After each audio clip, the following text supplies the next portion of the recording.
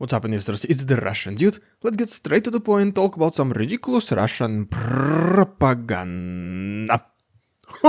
Okay, today we have St. Petersburg, the second, I would say, most important city in Russia, and yes, some of these quote-unquote heroes of the special military operation, they came back home, and so they were met with some very nice gifts. Specifically, the local administration decided to give them garlic sauce by Heinz, the Western company. So imagine, yes, you go to Ukraine, you risk your life.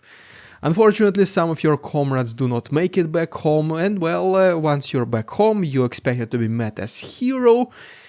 Instead, you just get some white sauce for you. This is, I would say, literally potentially the sauce to die for. And I mean, okay, we can all agree that yes, garlic sauce is pretty good, but is it that good? And then these local authorities, they even have the audacity to report to their management and to the local newspapers that we met our heroes back with a grand gesture. Well, this is Russia.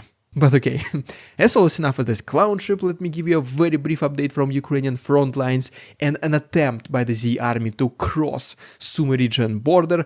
And first of all, we make a stop in the Russian city called Belgorod, where, as you can see, this last night something was on fire. Local residents reported some very loud noises. Well, as always, according to Russian propaganda, nothing extraordinary happened. Next, we have statements from the Ukrainian army, speaking about this attempted breakthrough by the Z army in Sumy region. And long story short, next to the settlements called Chukovka, Rashkovichi and Sitnaya, this is exactly where Russians tried to cross the border. This attempt was successfully repelled by Ukrainians. They did not allow Russians to cross the border and to engage them in this new front line in Sumy region, so Russians had to retreat with losses. Next is the video from Toretsk, and long story short, what is happening is another flawless work of Ukrainian FPV drone operators, where they were able to destroy the ammunition warehouses of Russians, the locations of their military equipment and vehicles, and also some infantry. And then is the video from Bakhmut. Even though we do not receive much news from this settlement recently, though you remember it was the main city of the last entire year. Well, as you can see, the combat activities, they still continue until this very day. Long story short, what happened? Once again, Ukrainian FPV drone operators were able to destroy primarily military vehicles of Russians, several cars, military trucks, and also howitzers and artillery systems. But I would say the most important statement, unfortunately, from the Russian side from these last several days came to us from the ex-president Dmitriy Medvedev. We obviously know that the statements he makes are extremely ridiculous, they should not be taken seriously, to say the least, but this particular one is perfectly, quote-unquote, aligned with current propaganda, with current narrative of Kremlin. He's basically saying that by the year of 2034, within the next 10 years, Russia has some sort of a plan how to completely erase Ukraine from the world map, as well, not just the country itself, but also the people of Ukraine. And so, long story short, why this specific statement by Medvedev is important, kinda, I would say, it is because it is aligned with the Kremlin's narrative. First of all, the narrative of Kremlin is that Russia is ready for the negotiations, but, I mean, it is always Ukrainians who do not accept our terms, so this very moment we do not see any possibilities to start peace talks. So they kinda try to show the rest of the world that Russia is ready, but the fight must go on. And when this war will be over, well, who knows? And so this is what Dmitry Medvedev tries to also kinda emphasize, that at least for the next 10 years, Russia, or Putin specifically, has sorted this problem out. He has a plan against Ukraine. But to be honest, if you do think about it, it is not as easy. I think that Putin has a massive problem that he's facing right now, potentially the problem without any solution. So this is exactly what it means. In just these 2.5 years since this so-called special military operation started, a lot of extremely smart Russians, they left the country. At the same time, more and more families now have direct stories how their families were affected as a result of this war. Some of the family members went to actual Ukraine, some of them they were suffering financially. Once again, almost every single family in Russia is now directly affected by this special military operation.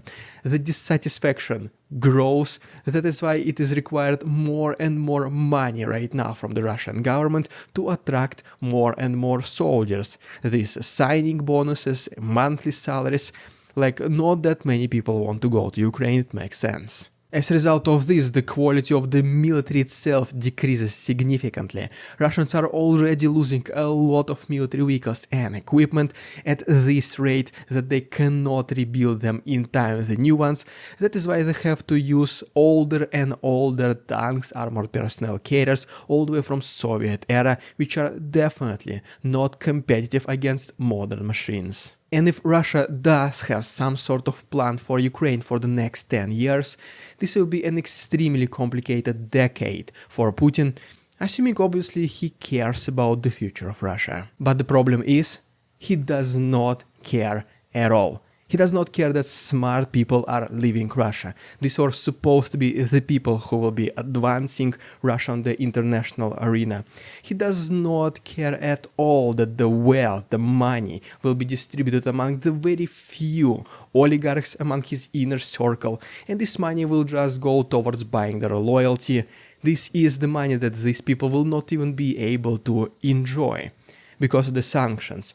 They will not be able to go to Europe, buy $100 million yachts, private planes, jets, multi-million-dollar cars, mansions and castles in Italy.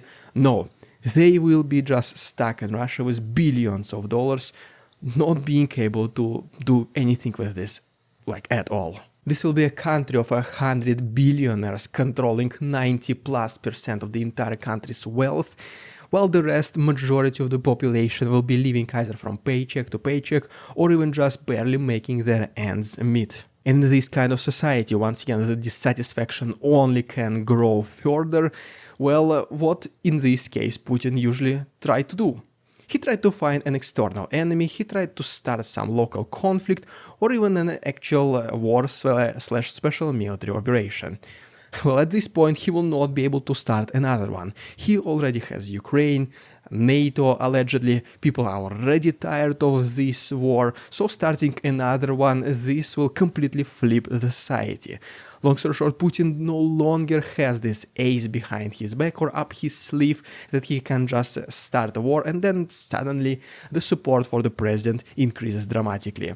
He does not longer have this option. And Putin simply does not care. He does not think about Russia beyond his rule and simply there is no future and Putin knows it. Why should he care if he's not gonna even be here to witness all this disaster he's bringing upon his people? His internal and foreign policies go as far as his 10-15 years he got left in his life.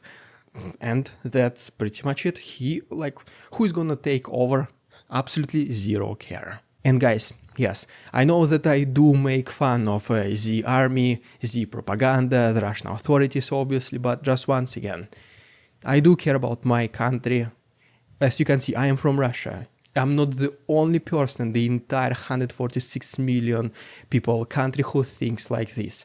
There are thousands, maybe even millions of regular Russians who think exactly like me. We want our country back.